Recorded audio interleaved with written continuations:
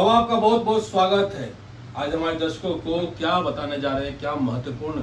आपका और प्रिय दर्शकों का भी बहुत बहुत स्वागत। आज की जो विषय वस्तु है इसमें ग्रहों से संबंधित वस्तुओं का दान।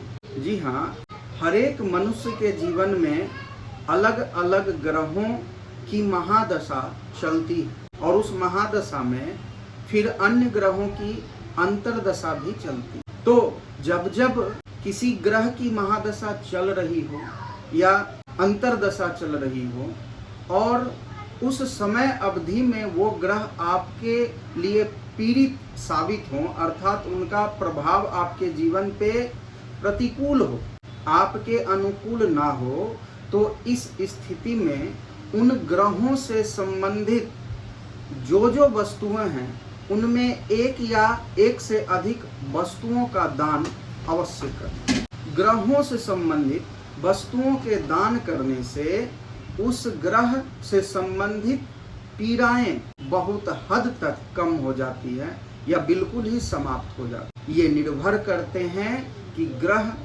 आपके लिए या आपकी जन्म कुंडली में कितने बलाबल में। आपके कुंडली में अगर कोई ग्रह उच्च राशि में विराजमान हो तो आप उन ग्रहों से संबंधित दान बिल्कुल भी ना करें। आपके कुंडली में अशुभ ग्रह की स्थिति हो या कोई ग्रह नीच राशि में विराजमान हो तो उस स्थिति में उस ग्रहों से संबंधित वस्तुओं का दान करने पर विशेष लाभ होता है। दान के लिए भी नक्षत्र या एक खास समय होते हैं, मुहूर्त होते हैं। एक खास समय अवधि में आप वस्तुओं का दान करिए और वस्तु का दान जब भी कर रहे हो तो किसी पंडित से अपने नाम और गोत्र का संकल्प अवश्य करवा लीजिए, तभी उस किए हुए दान का फल आपको मिलता है। दान किनको किया जाता है? तो दान आप किसी ब्राह्मण को करें अथवा जो जरूरतमंद व्यक्ति।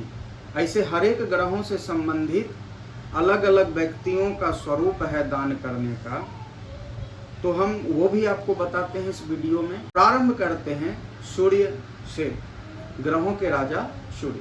अगर आपकी कुंडली में सूर्य की स्थिति सही नहीं है और वो आपको अच्छे परिणाम नहीं दे पा रहे हैं अपनी समय अवधि में, या आपके जीवन पे उनका अच्छा परिणाम नहीं है, तो सूर्य से संबंधित जो वस्तुएं हम बताने जा रहे हैं उनमें से एक या अधिक वस्तुओं का आप दान रविवार के दिन करिए। तो क्या क्या है? तो सूर्य और मंगल ये दोनों के लिए लगभग वस्तुएं जो हैं वो एक समान है। उसी प्रकार राहु शनि के लिए कई ऐसे वस्तुएं हैं जो कॉमन हो जाते हैं। तो दोनों के लिए हम एक बार में बता रहे हैं सूर्य और मंगल क्या क्या वस्तु है। तो इसमें लाल रंग के कपड़े, लाल रंग के पुष्प या पुष्प की माला। अगर सूर्य के लिए आप दान कर रहे हैं तो कमल का पुष्प अत्यंत लाभकारी सिद्ध हो। नहीं कमल का पुष्प मिले तो लाल रंग के पुष्प या पुष्प की माला।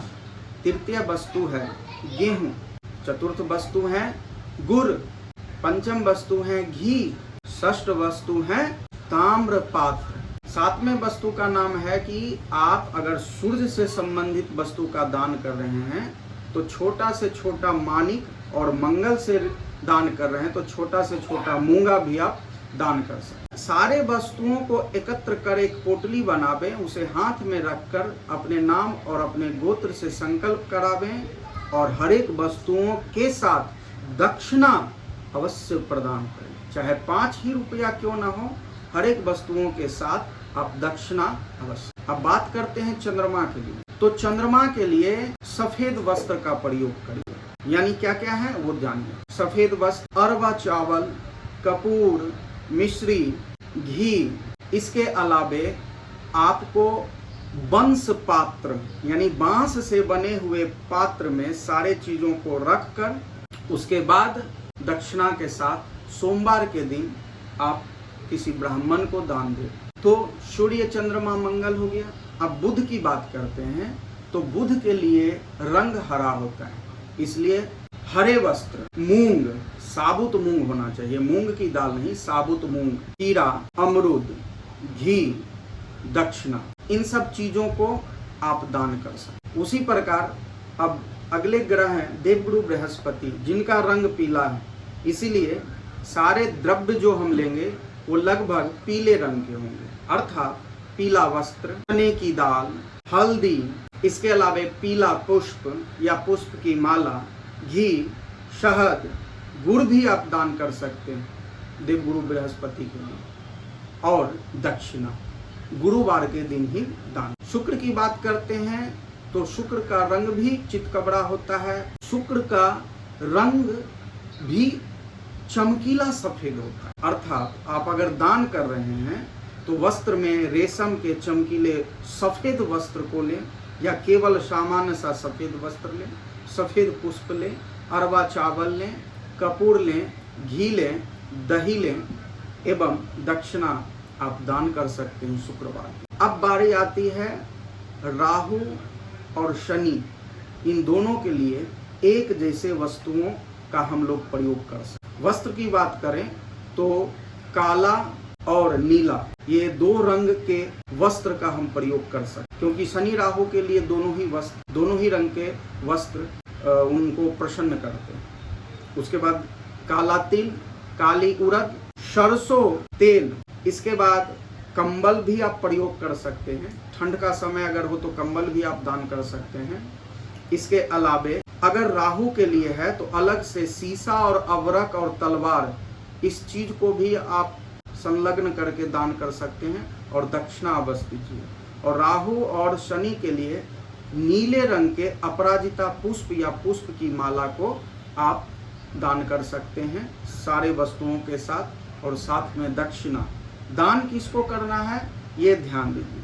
कोई ऐसे तो ब्राह्मण को दान किया जाता है, लेकिन कोई भी व्यक्ति जो वृद्ध हो, जो काफी ओल्ड एज के हों, और साथ ही साथ वो निर्धन है, तो वृद्ध और निर्धन ब्राह्मण मिल जाए या अन्य कोई जरूरतमंद मिल जाए तो उन व्यक्तियों को आप सूर्य अस्त होने के बाद दान दें, क्योंकि शनि राहु केतु से संबंधित दान सूर्य अस्त के समय करें, ये सूर्य अस्त के बाद। वही राहु से संबंधित दान कर रहे हैं तो सफाई कर्मचारी को या भिखारी को आप दान दें। अब हम बात करते हैं केतु से संबंधित कौन कौन से वस्तुएं हैं जो सरल रूप में आपको मिल जाए, आपको उपलब्ध हो जाए और उसका दान कर। तो आइए जानते हैं अंतिम ग्रह केतु से संबंधित वस्तुओं का दान।